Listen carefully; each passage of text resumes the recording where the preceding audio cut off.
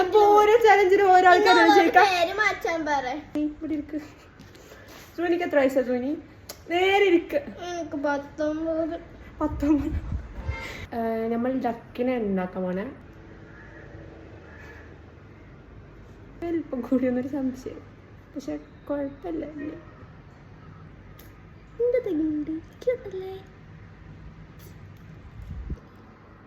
അപ്പോൾ ഇൻ്റെത് ഇതാണ്, സൂവിൻ്റെത് ഇതാണ്.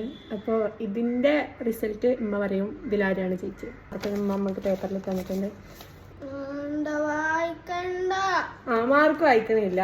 സംഭവം എന്താന്ന് വെച്ച് കഴിഞ്ഞാല് ഉമ്മാനോട് ഞാൻ സത്യസന്ധമായി മാർക്ക് ഇടാൻ പറഞ്ഞു. ഉമ്മ സത്യസന്ധമായി മാർക്ക് ഇട്ടു, അത്രേ ഉള്ളൂ.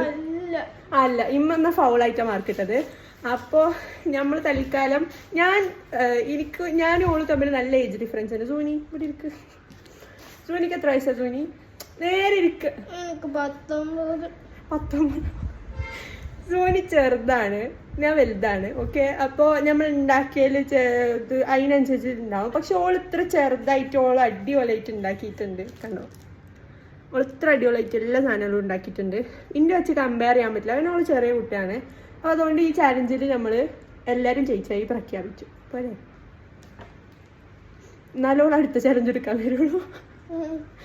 ഇപ്പൊ ഉണ്ടല്ലോ, ഒരു കരച്ചിൽ കഴിഞ്ഞിട്ട് വന്നില്ല. ഓരോ ചാലഞ്ചിലും ഓരോ ആൾക്കാരല്ലേ ജയിക്കുക.